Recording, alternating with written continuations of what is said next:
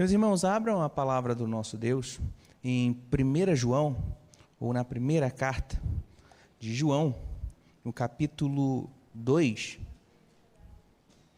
Vamos dar continuidade à nossa série de mensagens no livro de 1 João. Bom, antes de irmos para a nossa leitura, tenho me recordado que agora, em março, que passou, fez 4 anos que eu moro em Curitiba. E é curioso pensar porque, ainda assim, eu tenho algumas dificuldades. Claro que eu já me adaptei a bastante coisa, mas algumas ainda se mostram um tanto difíceis para mim. O frio, sem dúvida, é o maior, né? Quando eu sinto frio, os irmãos daqui ainda dizem: Augusto, ainda está quente, ainda vai esfriar mais. E aí eu preciso pedir a graça, a cobertura do Espírito, porque senão não suporto. Mas outra coisa que eu noto, que eu tenho bastante dificuldade, é a questão de me locomover na cidade sem o celular. Se me deixarem, meus irmãos, em alguns bairros, eu não volto para casa, se eu ficar sem o telefone. Sem um GPS ali, eu não consigo me direcionar. Inclusive, o bairro do Boa Vista, onde nossa igreja está localizada. Obrigado, meu amor, que Deus abençoe. O bairro do Boa Vista ainda não foi desbravado por mim, eu não conheço nada do bairro. Até pouco tempo atrás, eu não sabia nem voltar para casa, se não fosse pelo celular, né? Descobri isso aí outro dia, que resolvi caminhar um pouquinho e conseguir chegar em casa para a glória de Deus.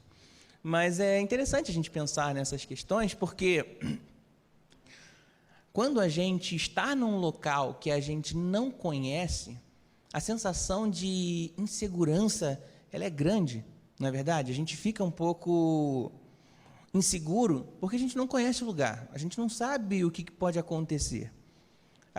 Essa sensação de insegurança, ela aumenta muito mais quando a gente não tem certeza da direção. Às vezes você pode perguntar para alguém um caminho e você não sente muita firmeza na resposta que a pessoa te dá, ou as direções que alguém te deu parecem ficar um pouco confusas, então isso te deixa ainda mais apreensivo, ainda mais inseguro. Você já passou por algo parecido com isso?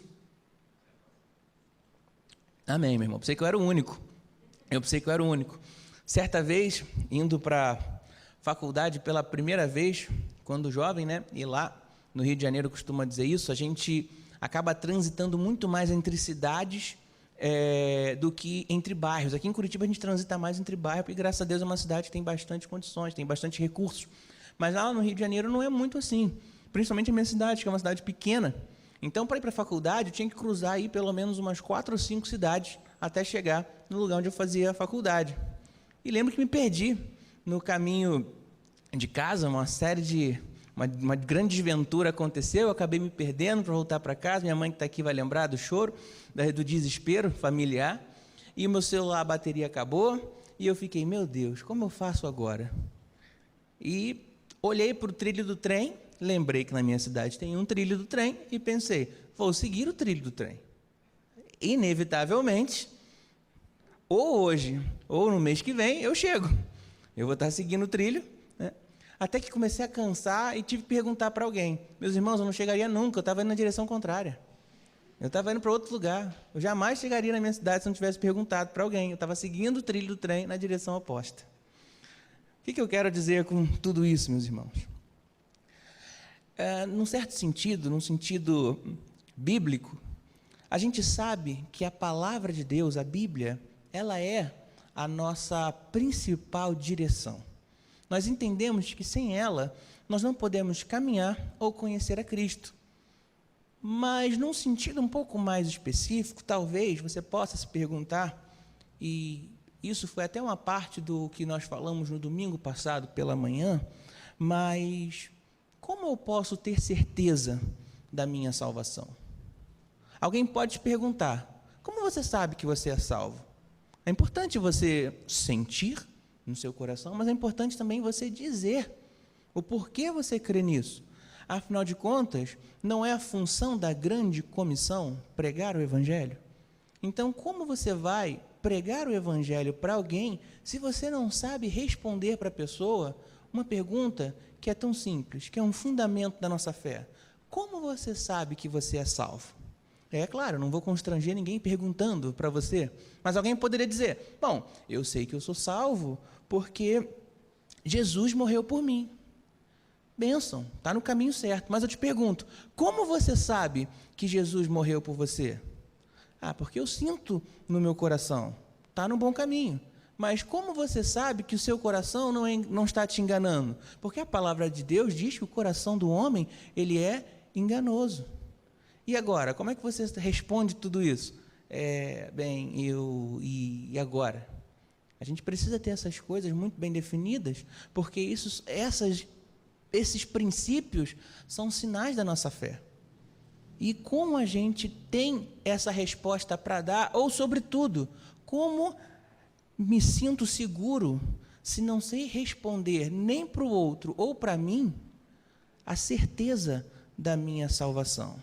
Acho que é 1 Pedro 3,15 que fala sobre isso, que temos que estar preparados para falar para todos aqueles que nos perguntarem sobre a razão da nossa esperança. Então, como eu posso ter certeza da minha salvação? Isso é importante. Num certo sentido, homem nenhum tem direito de dizer para alguém, você não é salvo ou você é salvo, porque isso é função de Deus. O que podemos dizer é apontar o caminho. Ao seguir tal estrada, o caminho estreito, como nós entendemos, ali é a salvação. O caminho largo, a porta mais larga, ela não leva à salvação. Ok? Então pense comigo, meus irmãos, eu quero que vocês pensem nessa manhã, como eu posso ter certeza da minha salvação? Como eu posso falar para alguém da minha salvação e como eu posso descansar na segurança de que eu estou salvo, de que um pecado não me afasta de Deus, embora afaste? Augusto ficou confuso. Bom, a gente entende que os nossos pecados nos separam de Deus, mas bons batistas que somos, entendemos que salvação não se perde. E como a gente harmoniza ou entende isso? Bom, não fique perdido como eu, não siga o trilho no caminho na direção errada. A gente vai compreender isso aqui com o nosso apóstolo João. Eu creio que nesses versos que vamos ver hoje, ele responde justamente isso. No verso 3 a 6, nós teremos ali uma direção sobre como podemos ter certeza da nossa salvação. Porque se alguém te perguntar, ou se até Satanás tentar dizer que você não é, você pode calar o chifrudo, sabendo muito bem disso. Tá ok? Então, abra comigo, 1 João, capítulo 2, verso 3 a 6, é o texto de hoje, mas vamos ler a partir do verso 1, para a gente poder ter uma compreensão mais bacana do que o texto tem para nós. Diz assim a palavra do nosso Deus: meus filhinhos, escrevo-lhes estas coisas para que vocês não pequem. Se, porém, alguém pecar, temos um intercessor junto ao Pai, Jesus Cristo, o justo. Ele é a propiciação pelos nossos pecados, e não somente pelos nossos, mas também pelos pecados de todo o mundo. Sabemos que o conhecemos se obedecemos aos seus mandamentos. Aquele que diz, eu o conheço, mas não obedece aos seus mandamentos, é mentiroso, e a verdade não está nele. Mas se alguém obedece à sua palavra, nele verdadeiramente o amor de Deus está aperfeiçoado. Desta forma sabemos que estamos nele. Aquele que afirma que permanece nele, deve andar como ele andou. Vamos ao Pai em oração. Senhor Deus e Pai, louvado seja o teu santo, precioso e poderoso nome. Te damos graças, Senhor, porque mais um dia nós estamos na tua presença. As suas misericórdias se renovaram, Senhor. Sabemos que ela não é a causa de não sermos consumidos. E hoje respiramos, congregamos e estamos aqui, graças a Ti. Obrigado, Senhor Deus, por Jesus Cristo, nosso Senhor. Razão pela qual podemos crer, razão pela qual somos salvos. Não fosse por Jesus Cristo, não poderíamos nem orar, porque nos aproximamos de Ti, Pai, graças aos méritos de Seu Filho, Jesus Cristo. Te pedimos, Senhor, que em nome de Jesus, o Teu Santo Espírito, Ele esteja sobre as nossas vidas agora. Que Ele possa, em nome de Jesus, mover os nossos corações, dar-nos, Pai, certeza da nossa necessidade de salvação. compreendermos que de fato teu Filho é o único caminho, a verdade e a vida, e que não há outro meio que nos leva ao Pai além dele. Revela-nos, Senhor, em nome de Jesus, as tuas Escrituras, e ajuda-nos a compreender e reproduzir em nossas vidas a tua santa palavra. É o que te pedimos, em nome de Jesus Cristo. Amém. Amém, meus irmãos? Amém. Bom, então aqui nós temos um problema. Como ter certeza da nossa salvação? E eu penso que João ele está respondendo. É interessante notar que no verso 1 e 2, que nós já tratamos nas últimas semanas, João ele já deixou claro que o pecado não é uma conduta cristã, mas é um tropeço. Ele diz, se pecarem, nós temos um advogado. Ou seja, não é assim que deve ser. Caso aconteça, nós temos um advogado. Ele é Jesus Cristo, o justo. E nós falamos sobre a justiça de Cristo também na nossa última mensagem, antes do meu recesso, sobre a característica da justiça de Cristo e como isso nos impacta, como isso nos transforma. Agora, João ele vai um pouco além e ele diz, sabemos que o conhecemos se obedecemos aos seus mandamentos. Perceba que todos esses versos do 3 a 6, agora ele vai falar sobre conhecer a Cristo.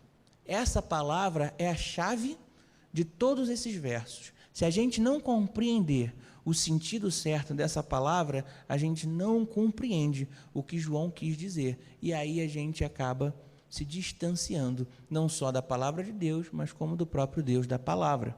Então a gente precisa compreender essa questão.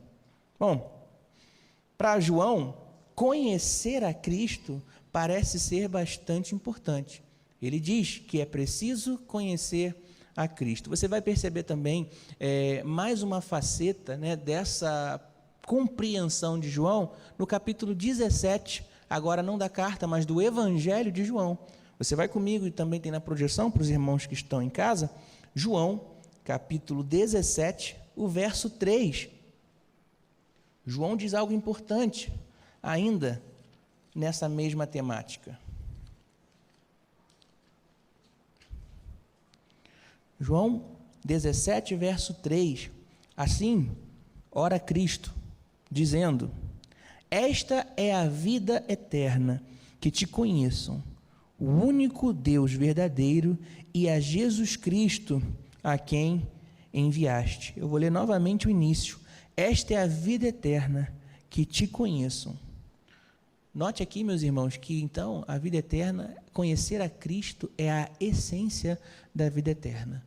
Caso você não o conheça, você não pode desfrutar desse privilégio da vida eterna. Ou seja, a salvação ela está ligada ao conhecimento sobre Cristo, sobre Deus. Augusto, é sobre Cristo ou sobre Deus? Os dois. A gente já percebeu nas últimas mensagens que João faz questão de relacionar a pessoa de Jesus a Deus, justamente porque ele está combatendo os gnósticos, que não acreditavam que Jesus era igual a Deus.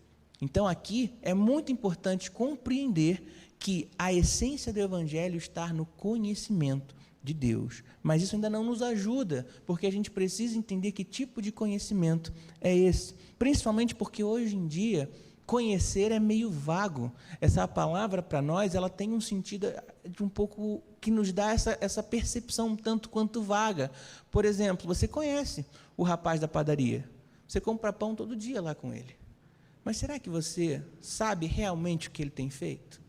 Se ele tivesse que ir para um julgamento no tribunal, você teria coragem de defendê-lo? Não, eu o conheço. Você colocaria sua mão no fogo pelo moço? Eu o conheço. Não sei se a gente poderia dar esses passos se a gente realmente não conhece a pessoa. De vez em quando tem um vizinho que a gente dá bom dia todo dia. É um conhecido. Mas será que a gente conhece num sentido de compreensão a respeito dessa pessoa? Hoje conhecer é muito vago para nós. Tanto é que nós temos 1.000, 2.000, 3.000 amigos nas redes sociais. E quantos são os que de fato a gente divide algum segredo? Quantos são os que de fato oram por nós quando precisamos? não é verdade? Então, o sentido de conhecer, ele ficou um pouco vago. E para a gente ter certeza sobre isso, a gente olha justamente para o Antigo Testamento. Tanto para o Antigo quanto para o Novo, a gente percebe ali algumas questões a respeito do conhecer.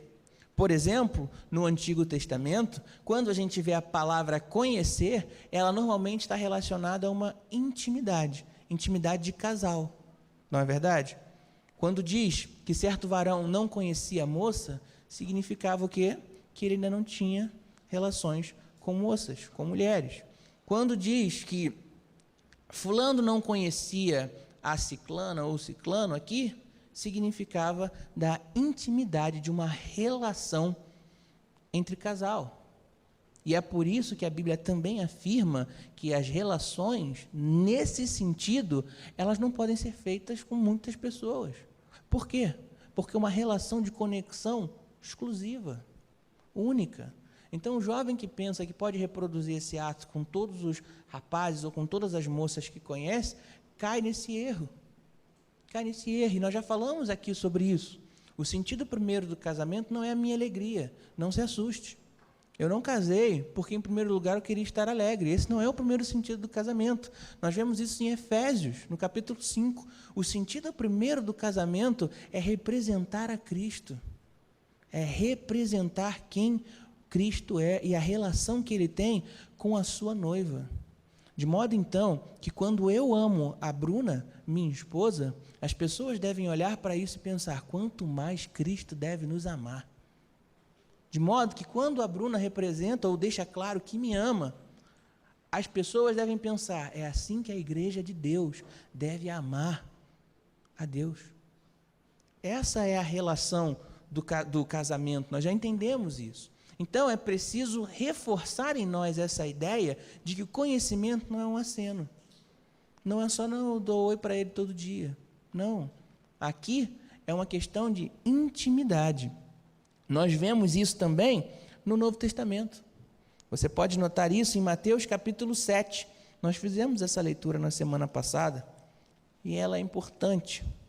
Podemos refazê-la? Mateus capítulo 7, o verso 23, palavras de Jesus Cristo também. Ele diz, em Mateus capítulo 7, verso 23, então lhes direi claramente, nunca os conheci. Afastem-se de mim, vocês que praticam o mal. Olha só que palavra dura de Cristo. Nunca os conheci. E alguém pode perguntar, ué, Cristo não é onisciente? Existe alguém que Cristo não conhece? Não é esse o sentido desse texto. Claramente aqui há um sentido de rejeição e de separação. E a gente percebe isso em Mateus capítulo 10. Você vai passar passar algumas páginas para frente, e em Mateus capítulo 10, verso 32 e 33, Cristo ainda, ele explica um pouco mais a respeito da sua conduta. E ele diz assim, em Mateus capítulo 10, verso 32 e 33, quem, pois, me confessar diante dos homens, eu também o confessarei diante do meu Pai, que estás nos céus. Mas aquele que me negar diante dos homens, eu também o negarei diante do meu Pai, que está nos céus. Ou seja, Cristo está deliberadamente, de propósito, rejeitando algumas pessoas. E note que lá em Mateus capítulo 7, antes de Cristo dizer isso, ele diz que naquele grande dia, algumas pessoas dirão, Senhor, Senhor. Dependendo da sua versão, pode estar como mestre. Nós não profetizamos em teu nome, nós não expulsamos demônios em teu nome, e aí Cristo diz, apartai-vos de mim porque eu não vos conheci. Bom, nós sabemos que o judeu, o hebreu, ele se comporta de maneira diferente. Quando a sua mãe ou seu pai ou algum amigo quer reforçar algum conhecimento para você, o que ele costuma dizer? Ele vai te dar alguma percepção de que esse assunto é importante. Por exemplo, abre o teu olho. Opa, ele não quer que você literalmente abra o seu olho, mas ele está chamando você para atenção. Ó, fique esperto. Senta aqui, a gente precisa conversar. O hebreu, ele faz como? Ele repete a palavra. Ele diz, Senhor, Senhor. Aqui qual é o sentido de repetir a palavra mestre 2 vezes? Ou de Senhor para Jesus 2 vezes? Nesse caso, é porque a pessoa que está dizendo isso, ela acredita que ela conhece a Deus. Ela não fala só Senhor como se fosse um título. Ela repete 2 vezes. Ou melhor, ela repete porque ela diz que ela conhece a Deus. Esse é o sentido. E aí então Deus, por isso que Jesus Cristo diz, eu não te conheço. É como se dissesse, eu não estou te dando essa moral, ou nunca te dei confiança. Olha só que pesado. Existem pessoas que acham que conhecem a Cristo, que acham que conhecem a Deus. E Jesus deixou claro, não conhecem. Note que não é uma pessoa que se aproxima de Deus e diz, Senhor, me desculpe, eu não te conhecia. Não, é alguém que achava que conhecia e inclusive achava que tinha feito bons trabalhos em seu nome. Eu não profetizei no seu nome. Eu não expulsei demônios no seu nome. Ou seja, eu tenho currículo. Eu tenho currículo. E aí Jesus diz para eles, nunca te conheci. O caso é grave. Cristo, então, rejeita aqueles que acham que conhecem a Deus. Percebem que a questão ela é muito mais séria? Porque ela está intimamente ligada à salvação. Você pode achar, meu irmão, que conhece a Deus, mas se de fato não o conhece, você não vai para o céu. Você não estará com Ele. Isso é uma palavra dura. Isso é uma palavra dura. Mas a gente precisa observar as Escrituras e ter certeza do que ela diz. Do que ela diz. No dia de ontem eu vi um texto interessante no Facebook. O texto dizia assim, antes de tomar uma atitude, pergunte o que as Escrituras dizem a respeito, e não o que Jesus faria. Achei isso um pouco estranho. Não é bom perguntar o que Jesus faria? Mas o texto explica. Ele diz, porque entre imaginar e ter certeza, as Escrituras lhe darão segurança. Ou seja, eu poderia pensar, o que Jesus faria nesse lugar? E aqui você está só imaginando. Mas as Escrituras deixam bem clara o que Jesus faria, ou como Ele se comportaria. E é por isso que entre a subjetividade, entre a sua imaginação, ficam as Escrituras, meu irmão. Ela que te dá segurança. Ela é o seu arroz e feijão. É ela que te dá sustância para você poder desempenhar a sua caminhada da fé. E aqui eu entendo que João está solucionando o caso da certeza da salvação, porque ele diz, lá em 1 João, no capítulo 2, verso 3, nós sabemos que o conhecemos. Opa, agora ele vai deixar claro, se o conhecimento é a questão mais importante para a salvação, a essência da salvação, conhecer a Cristo de fato, agora João explica. Ele diz, sabemos que o conhecemos, como? Se obedecemos aos seus mandamentos. E aqui, então, a gente encontra a essência do texto. Ou seja, a obediência é a bússola da salvação. Meus irmãos, vou repetir. A obediência é a bússola da salvação. Eu acho que vocês não estão compreendendo ainda o que eu estou dizendo para vocês. A obediência é a bússola da salvação. Por que eu estou repetindo isso, meus irmãos? Por que eu estou repetindo isso? Porque hoje em dia, fica claro para todos que é necessário o avivamento? Precisamos mais do Espírito Santo de Deus? Fica claro isso? Nós conseguimos olhar para o mundo lá fora e ver que as pessoas hoje matam umas às outras, que tem gente passando fome, ninguém se importa, que tem gente que faz questão de dizer mentiras a seu respeito para crescer em cima de você no trabalho? Isso é claro, se a gente consegue enxergar isso muito bem. A gente vai na rua e percebe isso. Gente mentindo, gente que não devolve troco porque a pessoa contou errado e acha que está se dando bem. A gente vê isso todos os dias, não é verdade? Meus irmãos, aqui então está o segredo do avivamento. E eu entendo que todo bom pastor, ele está sempre atento a isso. Quando conversa com outros pastores, ele descobre. E alguém diz, descobriu o segredo do avivamento. Isso te chama, né, pastor? Não tem como não. Opa, descobriu um segredo? Então preciso saber o que é isso. E normalmente a pessoa vai falar alguma coisa que pode estar infundada. Ele vai falar, é só fazer muitos movimentos e etc. Mas a Bíblia é clara com isso. O segredo, a bússola da salvação é a obediência. Estava na nossa cara o tempo todo. Como é que a gente não viu isso?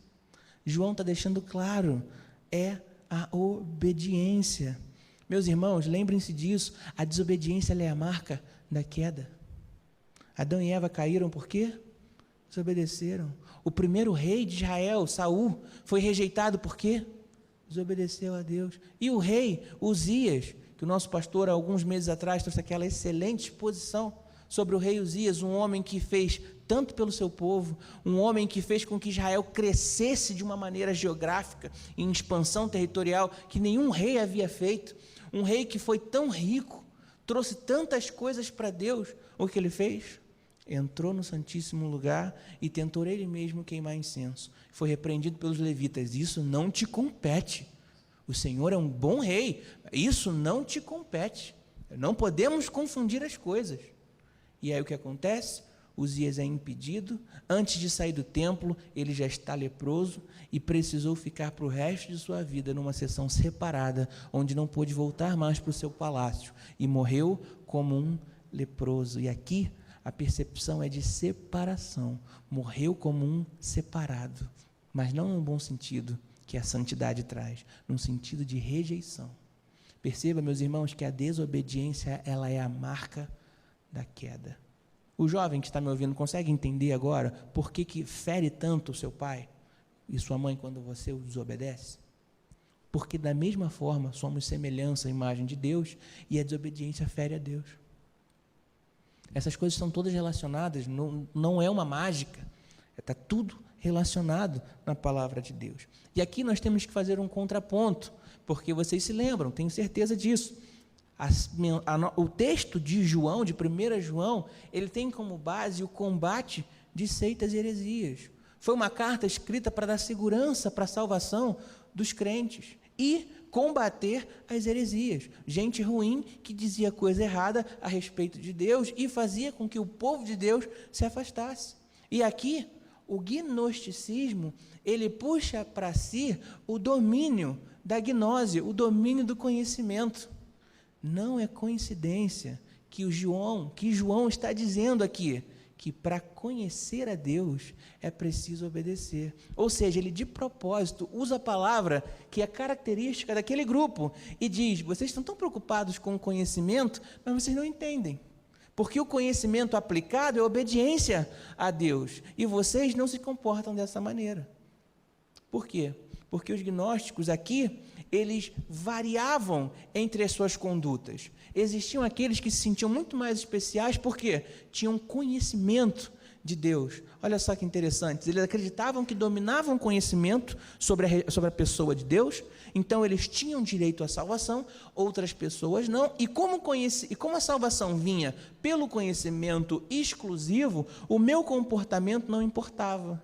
Ou seja, era um camarada que tinha uma doutrina boa na mente e um comportamento inadequado.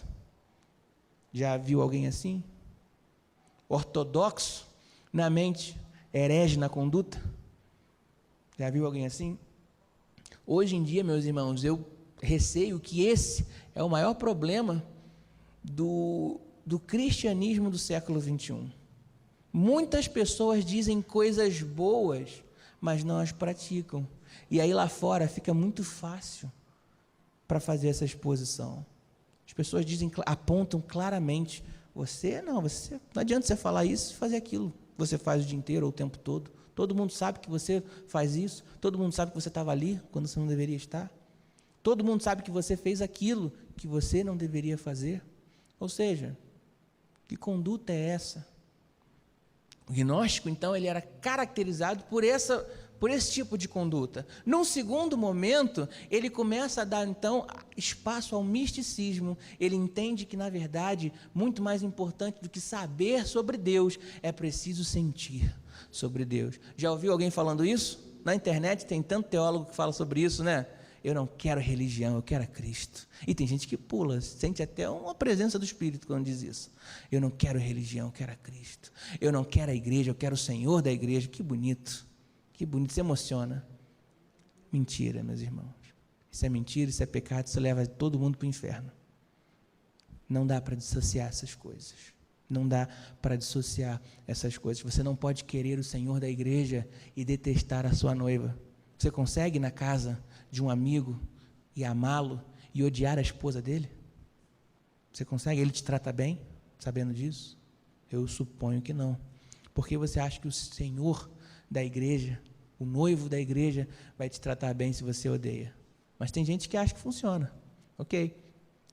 Então, nesse segundo momento, os gnósticos, eles acreditam que muito mais importante do que saber é sentir, que a experiência está acima do conhecer. E tem crente que falha nisso. Acredita que a experiência com Deus é muito mais importante do que conhecer a Deus. O que eu tenho para dizer é que essas coisas não podem ser dissociadas. Você não pode experienciar a Deus se você não o conhece. Como você poderá sentir a Deus se você não o conhece?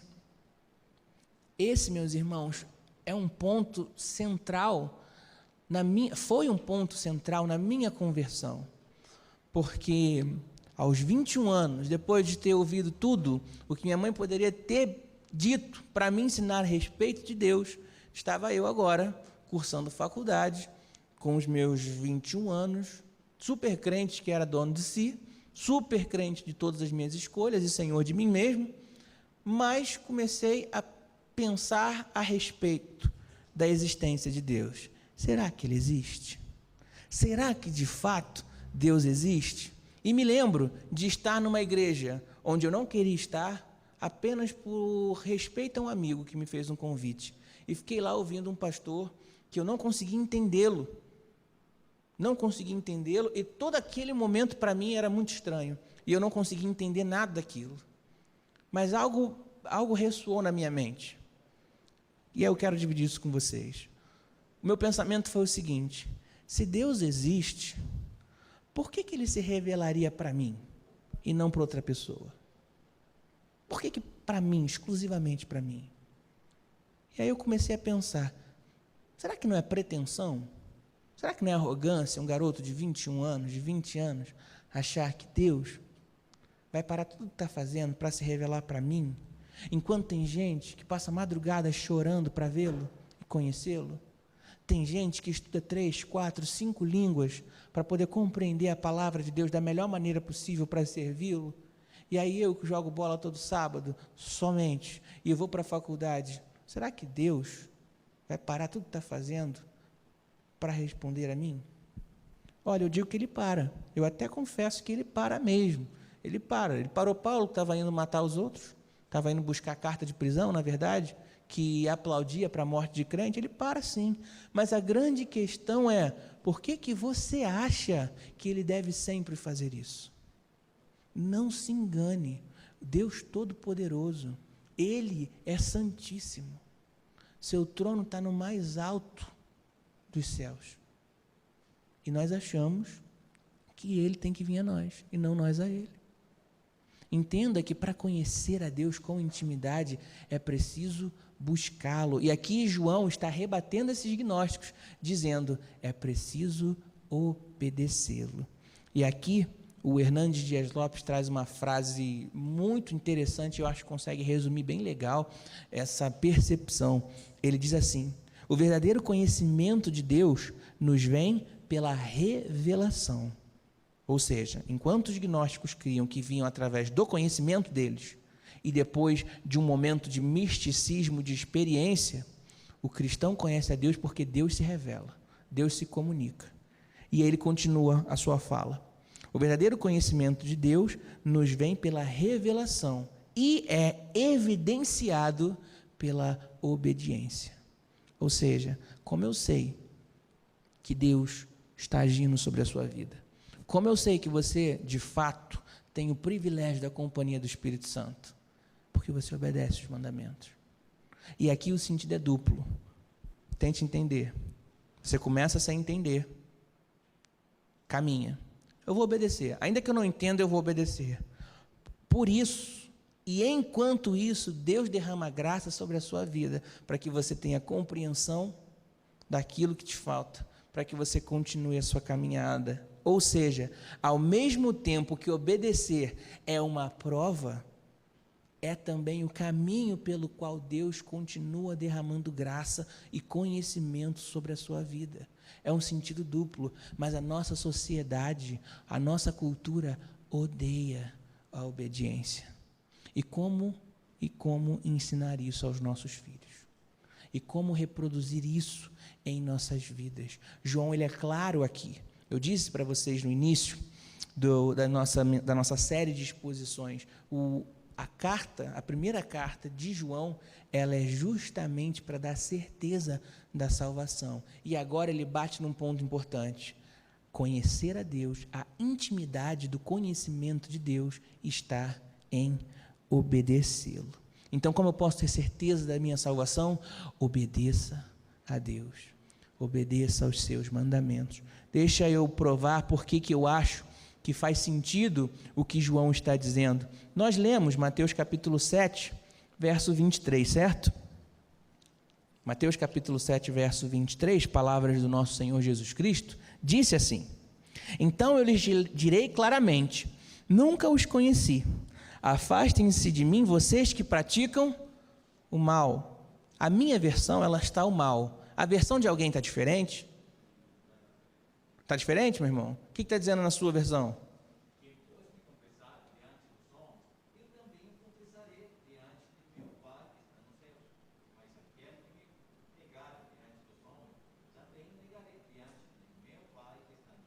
Perfeito. Isso é Mateus capítulo 10, versos 32 e 33. Mas Mateus capítulo 7, 23, Jesus termina dizendo: afastem-se de mim os que praticam o mal. Em alguma Bíblia está diferente, em vez da palavra mal, tem alguma versão diferente?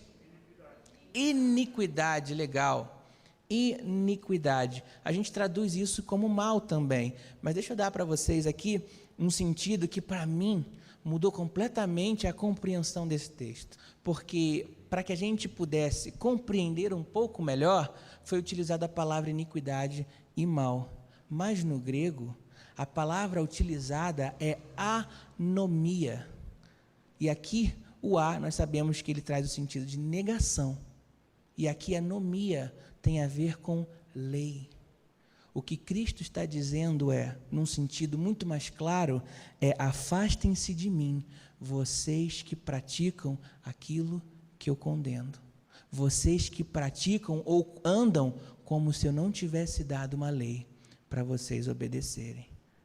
Afastem-se de mim, vocês desobedientes.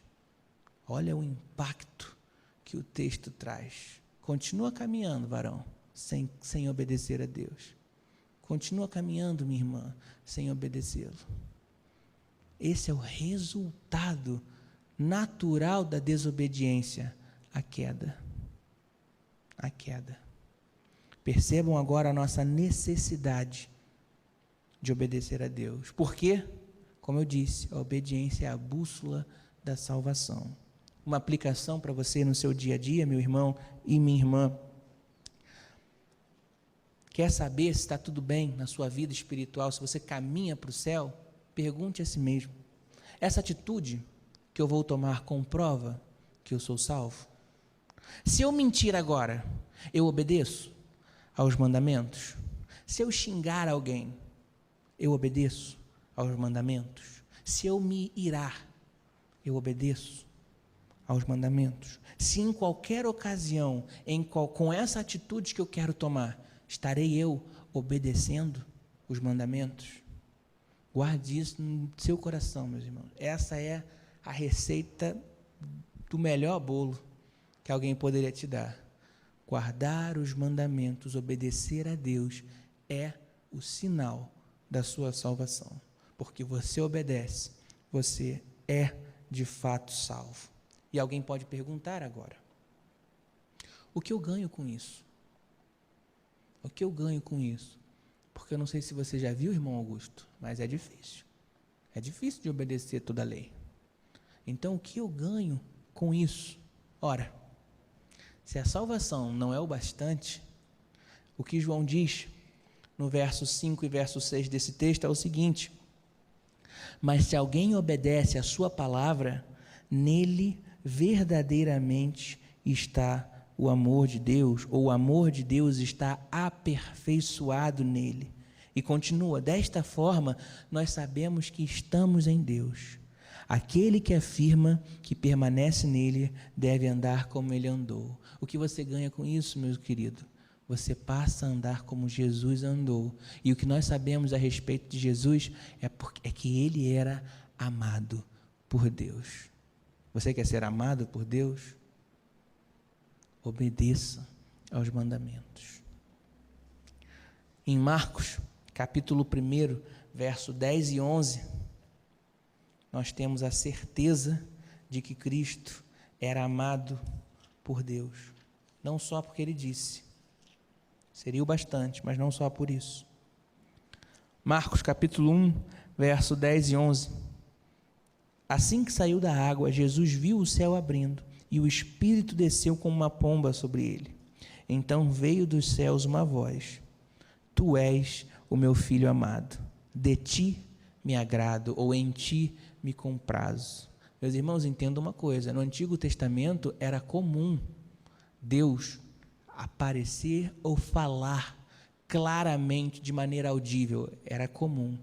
Na Nova Aliança, Deus começou a falar através dos seus profetas. Em Hebreus capítulo 1 começa justamente ele dizendo: tendo falado através dos seus discípulos e profetas, agora ele fala através de seu Filho Jesus. Ou seja, por algum motivo, por um motivo que Deus estabeleceu, ele não fala mais como no Antigo Testamento. Então toma cuidado com quem fala assim: eu ouvi claramente a voz de Deus no meu ouvido dizendo, vai lá e pega aquele ônibus, ou vai lá e faz aquela coisa. Quer ouvir Deus falar claramente? Leia a Bíblia em voz alta. Melhor efeito. Mas aqui, meus irmãos, percebam que nesse momento o próprio Deus fala. Você consegue imaginar isso? Uma voz vindo da gente não sabe de onde, dizendo: este aí é o meu Filho amado, em quem me agrado. Que é melhor selo de comprovação do que esse? A fala do próprio Deus. Aqui, meus irmãos, eu trago para ti a seguinte proposta: ao obedecer os mandamentos, você será amado por Deus. E nós sabemos que os que são amados por Deus, de fato, são felizes, são bem-aventurados. Para fechar, Lucas capítulo 11, verso 28, tem algo interessante que comprova todo esse nosso discurso. Aqui, Jesus está pregando, alguém o acusa, e no meio da multidão, maravilhada diante de tudo que ouvira, uma mulher grita. Lucas capítulo 11, verso 27. Enquanto Jesus dizia estas coisas, uma mulher da multidão exclamou: feliz é a mulher, ou bem-aventurada é a mulher que te deu a luz e te amamentou. Verso 28. Respondeu Jesus: antes, felizes são aqueles que ouvem a palavra de Deus e lhe obedecem. Mais uma vez eu vou repetir, meus irmãos: a obediência é a bússola da salvação. Se em algum momento você estiver se sentindo fraco, se em algum momento você estiver em dúvida, coloque a sua caminhada cristã sob esse seguinte crivo: eu tenho obedecido aos mandamentos? Se não, passe a obedecer. Se não, lute para obedecer. E o mais importante, peça a Deus, porque Ele concede. Ele concede àqueles que querem, que pedem a Ele. Peçam em nome de Jesus Cristo. O Pai vai dar. Peça. Senhor, eu não consigo obedecer. Ajuda-me a obedecer.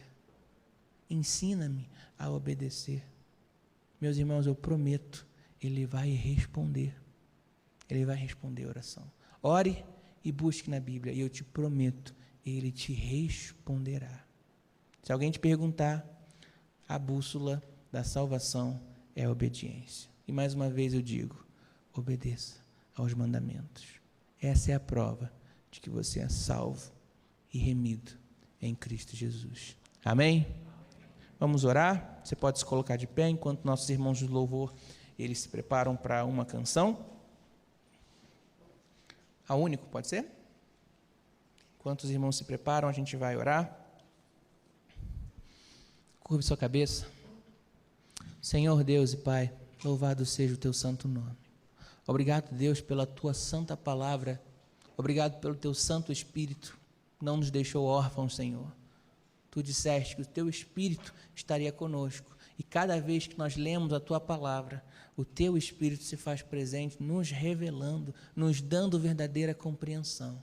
Aqui, Senhor, como uma família, nós oramos a Ti, somos todos o Teu povo e pedimos, Senhor, e ajuda-nos a obedecer a Ti, porque de fato, Senhor, nós somos o Teu povo e há em nós o desejo de salvação, não apenas para escapar do inferno, mas porque amamos a Jesus Cristo. Existem, Senhor, alguns motivos pelo qual um homem pode obedecer. Existem aqueles que obedecem porque são obrigados. Existem aqueles que obedecem porque são necessitados. Mas nós não, Senhor. Nós obedecemos a Ti porque Te amamos, Senhor. Porque nós Te amamos. Portanto, Deus, por misericórdia nós pedimos, dá-nos, Senhor, condições para obedecer aos Teus mandamentos. Reforça essa mensagem em nossos corações e que possamos reproduzir em nossos dias, para que o povo lá de fora saiba que existe alguém, existe um grupo de pessoas que obedecem a Deus, razão pela qual seremos todos salvos, porque em Cristo fomos feitos Teu povo, e como filhos Teus, nós temos cumprido a Tua vontade. Continua trabalhando em nossas vidas, Senhor, leva-nos em paz, em segurança aos nossos lares, mas jamais despeça-nos da Tua presença, do Teu Santo Espírito. Pedimos isso em nome de Jesus Cristo. Amém.